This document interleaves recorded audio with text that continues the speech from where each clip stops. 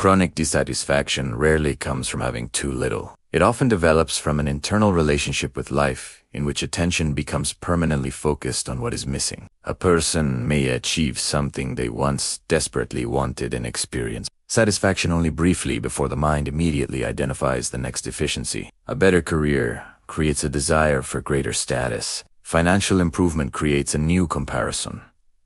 A meaningful relationship reveals new expectations. Even moments of success become temporary because the mind has learned to evaluate life through absence rather than appreciation. The deeper roots can involve perfectionism, insecurity, constant comparison, unrealistic expectations, childhood conditioning, unresolved disappointment, or the belief that happiness exists somewhere in the future. The person may unconsciously postpone emotional fulfillment until a particular condition is achieved. Once that condition arrives, another condition replaces it. This creates a psychological moving target that can never be reached. Social comparison can intensify the pattern because the mind constantly encounters people who appear more successful, attractive, wealthy, connected, or accomplished. Instead of seeing another person's life as separate, the individual uses it as evidence that their own life is insufficient. Chronic dissatisfaction can also become familiar. Complaining provides a consistent emotional framework, and focusing on what is wrong can feel safer than allowing oneself to become vulnerable to hope.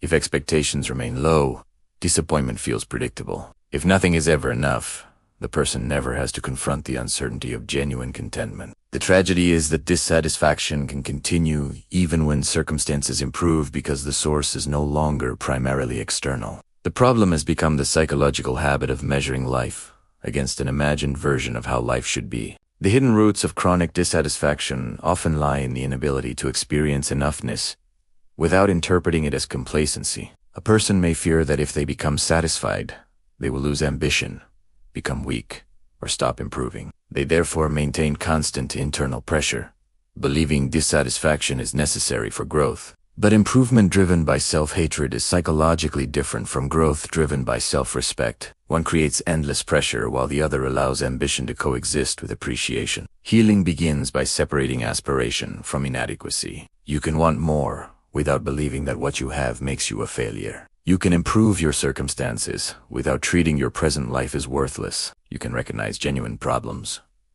while also recognizing what is already meaningful. This requires developing the ability to experience satisfaction before every condition is perfect. Gratitude is not denial. It does not require pretending that difficulties are insignificant. It means training attention to recognize what is present instead of allowing the missing pieces to consume the entire psychological field. The deepest transformation occurs when a person stops treating happiness as a reward that becomes available only after reaching some imagined final destination. Life will always contain something unfinished, something uncertain, and something that could be improved. If peace depends on eliminating every imperfection, peace will remain permanently postponed. Chronic dissatisfaction weakens when the mind learns that enoughness and ambition can exist together. You can pursue greater goals while still appreciating the current chapter. You can notice what needs to change without becoming consumed by everything that is wrong. You can desire improvement without making your worth dependent on achieving it. The deepest form of contentment is not the absence of desire. It is the ability to desire something more without becoming blind